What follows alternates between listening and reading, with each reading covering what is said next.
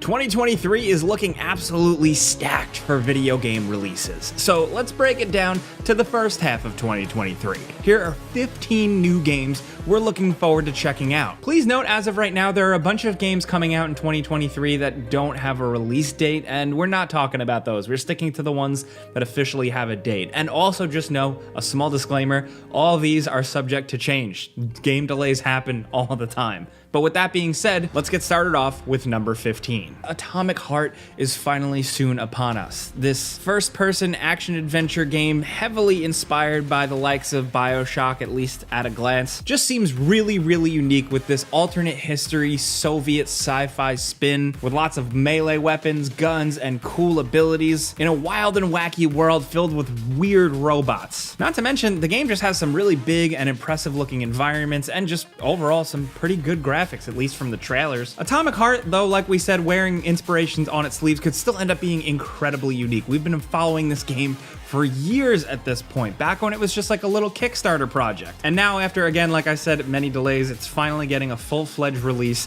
February 21st, 2023. Next, over at number 14, the Dead Space remake is coming right at the start of the new year, and we have pretty high hopes for this one. Yes, it is coming from EA, who has a tendency to screw things up, but I think after Callisto Protocol, we just got that taste for gritty sci-fi survival horror in space back in our mouths. Say what you want about Callisto Protocol, loved it or hate it, it definitely left us wanting more of that style of game, and thankfully, the Dead Space remake is essentially right around the corner. Although some might argue it's a game that didn't even look like it needed a remake, visually so far it does seem like it looks pretty awesome. And Dead Space 1 and 2 are some incredible games, so we're looking forward to jumping back in January 27th.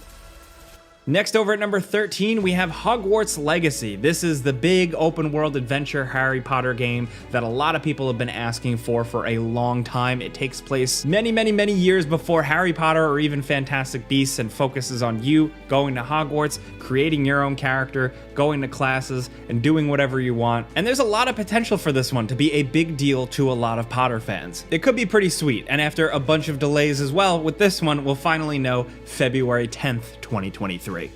Next, over at number 12, let's talk Forspoken. I think if any game on the list, this is the one that should have an asterisk. This is the one where we're kind of cautiously optimistic because there is a demo out right now, and although we weren't super head over heels for it, we'll admit that we just haven't seen a lot of the game. But Forspoken essentially is you, as a regular person, thrust into a fantasy world and given mage powers. The game focuses around a magical parkour-like traversal around open environments, questing, and combat that seemingly predominantly involves magic and casting. This Square Enix collaboration has been teased for a long time. We knew about this game before it even had the name Forspoken, and it's finally releasing after many delays, January 24th, 2023. Next, over at number 11, we have Sons of the Forest. This is another long-awaited game, the follow-up to the survival game, The Forest. Sons of the Forest seems like it's taking the success of the first The Forest game and putting its money where its mouth is and making a bigger, better The Forest game with a little bit more of a cinematic approach, more depth, better graphics, more mechanics. And to be honest, this one's still been shrouded in some secrecy, and it's had some delays, but we're gonna see it February 23rd, 2023. Next, over at number 10, we have Street Fighter VI. Man, this one is looking pretty awesome. Some fighting game fans have already gotten their hands on it, and it seems like they're coming away impressed. And although we certainly at GameRanks do not specialize in fighting games by any means, Street Fighter is a lot of fun, and this one looks no different. Visually, it looks absolutely stunning, but it also looks like it's got the gameplay chops to back it up, and some interesting new characters. New characters that don't feel kind of like half-assed or forced. From what we've seen so far, they seem pretty sweet, and then also new creative spins on classic beloved characters that we've known for so long also look pretty cool. Capcom's big old Street Fighter VI is dropping June 2nd, 2023. Now, next, over at number 9, we have Diablo IV. This one has been long in the works, and it's finally almost here. This Diablo is visually pretty incredible from what we've seen, from those cool cinematic movies that Blizzard is always known for to the actual gameplay itself. And it seems like they're going bigger and crazier with this. Bigger worlds, more instances, more loot, more connectivity, more playing with friends. And we're really curious to see how this one goes, because even a decent Diablo game is still pretty good. Will it top Diablo 2, a lot of us think nothing ever will, but we like to see people try. And we'll know this summer apparently when Diablo 4 drops June 6th.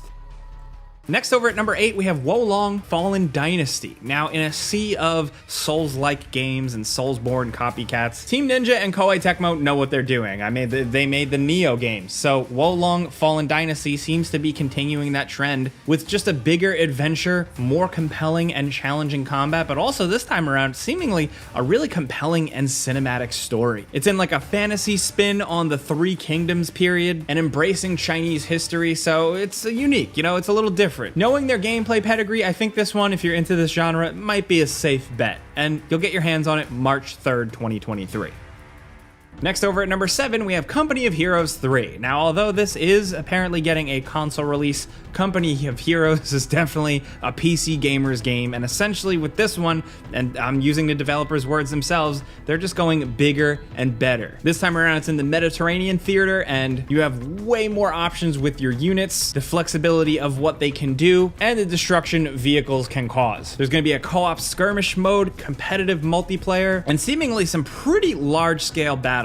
If you like action, tactics, and World War II history, the Company of Hero games are pretty engaging. The average normie might see these things and think they're boring, but I can assure you they are not. They're pretty intense. You'll get pretty sweaty. I mean, it's from the developers Relic. They know what they're doing, and this releases February 23rd. Next, over at number 6, we have the Resident Evil 4 Remake. This is one that some of us here at GameRanks is our most anticipated game because it's just a remake of Resident Evil 4. That's crazy. It's something actually we never would have imagined we'd see, and here it is. So far, from what we've been able to see from Capcom, it seems like they are willing to change things up a little bit. They're going a little bit darker. They're embracing more horror, more scary elements. A lot of the game looks like it's taking place at night this time around, but also you can still do all the wacky, crazy Resident Evil 4 stuff like roundhouse kick dudes, and now apparently parry the chainsaw guy with your knife. That for me is it. Just those little things. As someone who's replayed Resident Evil 4 a million times, I'm just excited to see what little different things they might squeeze in. Where can they really flesh out Resident Evil 4? Where can they surprise us? And where can they remain really faithful and just celebrate the original game? There's a lot they can do here, and they've already done it before with Resident Evil 2 Remake, so we're just really itching to get our hands on this one, and thankfully we will, March 24th, 2023. Now, next over at number 5, speaking of the return of weird old horror games, we have Dead Island 2. Yeah, this game was announced back in like 2015 and hopped around between a bunch of developers, but now we're finally getting it. It's a real game once again with a new developer, and it's still set in like an open world California, Los Angeles type thing. So you're killing zombies in a tropical setting with melee weapons, and just from what we've seen, like the brief glimpses in the gameplay trailer, it looks like Dead Island, but it does look like fun. And honestly, at this point, we're just, pun intended, morbidly curious to just see if this game was worth the wait and all the delays and change developers. Because at this point, I mean, the Dead Island hype has really died down, but there could be a good game here. So we'll know for sure April 28th, 2023. Next, over at number 4, we have Suicide Squad Kill the Justice League. Man, oh man, this is Rocksteady's next game, the people behind the mainline Batman Arkham games, and this does take place in the Batman Arkham universe after Arkham Knight, where you seemingly play as the Suicide Squad tasked with taking down the Justice League because they've become corrupted. They've been turned evil. Comic book fans can really infer a lot from that, and we're just really excited to see Rocksteady's take on the Justice League. Superman, The Flash, Wonder Woman, and of course, Batman has been teased as making a return with Kevin Conroy once again voicing the character one last time. But we're just really curious to see how this game plays. They've been working on it for so long. We've gotten glimpses of gameplay, but I still have a lot of questions as to the flow and what you're generally doing. Still, we love Rocksteady's take on DC Universe stuff, so we're really in for that. Hopefully we learn more soon, but as of right now, we know the game is slated for May 26th, 2023. Hey, now next down to number 3, we have Star Wars Jedi Survivor. Respawn really killed it with Star Wars Jedi Fallen Order. In our humble opinion, they did a really good job with a Metroidvania style game and just a cool Star Wars game with satisfying combat and some neat little additions to the lore that didn't like overdo it or come off weird. It fit just right. It felt like a good old-fashioned Star Wars game. And they're doing it again here, seemingly with more enemy types, way bigger worlds, more options for traversal, actual creature mounts to use, and multiple fighting stances, which the potential for that is absolutely incredible. Honestly, we're really curious to see where Cal Kestis' story can go now, especially considering in the first game, there was a decent amount of resolution to his character, although he was pretty simple. I think there's a lot they can do now here going forward. I mean, he has a blaster now, which has really cool implications for combat. Coruscant makes an appearance, which will be pretty cool, I could imagine, for gameplay purposes if we get to jump around there. And hopefully there's just a lot of good stuff for Star Wars nerds. Like I said, Respawn did a really good job with the last game, and hopefully after that risk, now they're able to just go even crazier. As of right now, March 17th, 2023 is the date. Now down to number 2, Final Fantasy XVI. Man, this one looks big. This is a big old crazy cinematic action-packed Final Fantasy JRPG with more action-focused combat and seemingly a bit of a mature edge. I mean, like in the story trailers and stuff, we saw blood and just mature story themes. But thankfully, along with that, we get the traditional Final Fantasy stuff. Awesome monster summons, tons of drama, a deep story, and some incredible, I'd say downright god-tier music. At this point, with mainline Final Fantasy games, I just play them. I don't really need to know too much about them. I just love to jump into them and see what's up. And this looks like a nice, refreshing spin from 15, and I just really hope they nail the combat here. Final Fantasy XVI is releasing June 22nd. And now, finally, at number 1, The Legend of Zelda: Tears of the Kingdom. It's been a long time since they announced the follow-up to Breath of the Wild, and now we're finally getting it. And I still have so many questions about this game, story-wise, mechanics-wise, but it seems like a very different Hyrule and gameplay with a lot more possibilities and creativity and physics-based stuff than we had in Breath of the Wild, which people really embraced. So for them to double down on that is awesome. And honestly, I've been loving how mysterious this one is. Nintendo's been pretty tight-lipped. They haven't just shown off tons and tons of the game. And at this point, I don't mind. I already bought my ticket. I'm signed up. I liked Breath of the Wild, so to get some more of that, but with a different flavor, sounds interesting. It's not often when Nintendo just straight up does a follow-up to a previous Zelda game, so they gotta have some cool ideas up their sleeves. Legend of Zelda: Tears of the Kingdom is releasing May 12th, 2023.